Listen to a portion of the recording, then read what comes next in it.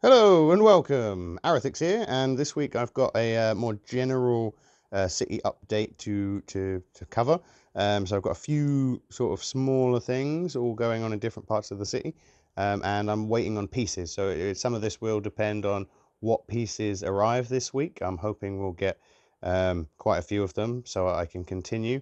It hasn't actually been too long since I re-recorded the last week's video with the Nexo Gate, and I'm hoping that those pieces will arrive soon as well, so we can properly finish that and bridge the middle, and build a proper floor going all the way across, and it'll be really awesome. I think once I get this finished and the road done, going all the way down, this particular view is going to be very cool. Very excited to see that when it's all done. So we'll start this video over here, just to the right of the Nexo Gate. So I mentioned that I picked up some sets in a shop. So I picked up two Jurassic Park sets. This first one here is set number 76958. And it is the Dilophosaurus ambush. It's a scene from the first Jurassic Park. For those of you who haven't seen it, I imagine quite a lot of you probably have, where our disgruntled systems operator of Jurassic Park, Nedry here, steals some DNA samples, hides them in this shaving cream can here, and drives off into the night to deliver them to some shady people at the docks, which is this sign here, which he knocks over and then puts up facing the wrong way. So he takes a wrong turn and ends up coming face to face with this Dilophosaurus. Now, there's one outside when he's trying to talk it down, and then this one suddenly surprises him in his car, spits acid in his face, and that is the end of Nedry. But it does come with this quite nice Jeep, and the sign, and it is a very iconic scene from the movie. I'm quite happy to add some Jurassic Park to the city. I know it's not, I haven't built up anything here. I've just put it in this space for now. But there's the Dilophosaurus. So I do want to have a Jurassic Park area in the city. What ideally, if I had enough space, I would do is I would build an island, and then I would combine all of the different dinosaur themes in Lego. So Jurassic Park, Dino Island, Dino Attack, all of those different themes. And they would all exist on one giant dinosaur island. I don't know how long it'll be before I have that much space, so they might have to go in not an island, but more of a sort of park. It'll be a lot smaller, but it's nice to have. And I love Jurassic Park, the franchise. One of my best friends is the biggest Jurassic Park fan. Read the books, collects like real dinosaur fossils and everything. He loves it, and I do as well. So very happy with that. The other set we got is this one here, which is, bear with me, set number 76959, Triceratops Research. So this is from a scene in the movie where Dr. Ian Malcolm and I forget the character's name. It's Laura Dern, the actress. I forget the character's name.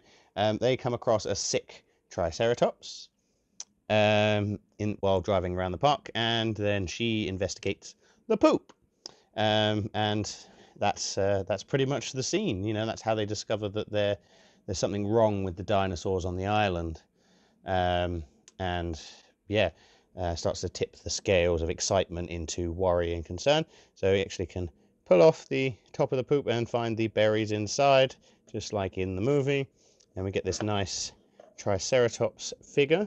They've come a long way since the dinos that I collected when I was a kid. I don't know if any of you remember the dinosaurs, which were like blue and green, and they just sort of came on their own in like a tub. But they use similar elements to this. But this one's got realistic colors, slightly an advanced molded head. The legs are slightly different. The tail is its own piece.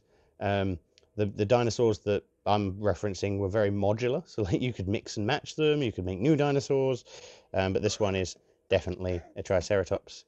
The car as well is very nice to have, your classic Jurassic Park logo, and the paint scheme. Love this green. This is one of my favorite colors. I really want more stuff like this color in the city. But yeah, so that's the Jurassic Park stuff that I got this week, and the plans as far as Jurassic Park and dinosaurs go. And the other thing we picked up was we picked up another Animal Crossing set. Ooh, if I come over here. So this house here, this is Isabel's house visit. And now we have, I thought I'd set up just on a 48 by 48. It's probably going to end up bigger than this, the Animal Crossing area, but I just wanted to set out all of the sets in sort of like a cozy little scene, just to make it feel a bit more like, cozy and not so sporadic and random, like, I'm just shoving it there for no reason. Like, I do plan on having an Animal Crossing island, an area at least, if I have a big enough space one day, maybe an island. That's the dream, but for now, it'll be a smaller area, but I wanted to have multiple levels, just like in the game. So, you have your base level, then there'll be one, a few blocks up, and then another. And there's some more sets coming out as well, so we're going to get the town center building and the docks as well, so that's going to be exciting. And we'll build this area up, but I think it's just a nice cozy little square for now. Obviously there's grey at the bottom. I do need to make some Mills plates. That'll be something to do in the future. Just buy a bunch of green plate and just, get this entire table Mills plated off in some way. But, I've been a bit more deliberate in what I'm putting in different places. And hopefully we'll get some road to build this week. But yeah, so other than that, I am at the mercy of deliveries. There are a few bits that I can sort of try and design things for, if I need something to do during my allocated Lego time. The one thing that did arrive already is I bought a second light. I don't know if you noticed while shooting this video, but this side of the table is a lot brighter. There's a lot more of an even lighting situation going across the whole city now because there's a second light, and that really does brighten up this side and just the whole area, makes it really feel like this is the focus of the entire garage because this is the most well lit area of it. So yeah, fingers crossed that something arrives. At this time, I have no idea what clip is going to follow this, which will be interesting because I can't lead into it. So we will find out together. Let's see what we're doing this week. Right, so it is now Saturday. I have left this as long as I possibly could. I am considering moving my upload day to Sundays every week just to give myself an extra day to work on things anyway. But lots of orders have arrived. Unfortunately, lots of orders also didn't arrive. So I've been able to do some things and not others. I suppose you can sort of see from this video here, just this shot, that some things did arrive. Mainly, all of the pieces I needed to finish my street lamps. You can see this road has street lamps going almost all the way down. So we've got that done. And we've also got some of the road pieces, but not enough. So if I come up here, so you can see I've sort of started building some of the road all the way down. One plate is finished. Another plate, I just need some 1x2 dark bluish grey plate, tile, just to finish that off. And in this one, I'm missing one piece to build the road extender on one side, and then I've got to build up all of the pavement sidewalk as well. I did get the Speed Champions Ferrari F40. This is one of my favorite cars of all time. It's used in a lot of there's a lot of cool outrun synthwave posters with the Ferrari F40 on it. Mainly with the back lights. But very happy to have this car. Doesn't have a driver in it at the moment because I do have plans. This is going to be my character's car. There's something on the roof of my garage. Anyway, so I've popped that in the city just to have some more vehicles. I've moved the gas truck back, petrol truck back to being in the city. It was down the side of the Next Knight's castle. But yeah, now we've finished all of the street lamps on this road as well, going all the way down here. So they're all done. Nice to have that all sort of finished and looking good. And yeah, so unfortunately, my orders are, I'll show you my mess. Come over here. So this is the fold out table that I used originally when I first started my channel, and you can see that the orders are everywhere. I've been trying to organize them, but it's not always easy to. Some of the bags are very heavily mixed, and sometimes it's not obvious. Like, if it's just a 1x2 plate, that could be for one of the cars that I've ordered parts for, or the information center. Um, it could be for pretty much anything. So it's been a bit difficult. Here's all the pieces for my trees, the cherry blossom type colored ones that I'm planning to build. I'm missing the candlesticks, which are the trunk of the tree. So I can't start building these trees yet until I get those.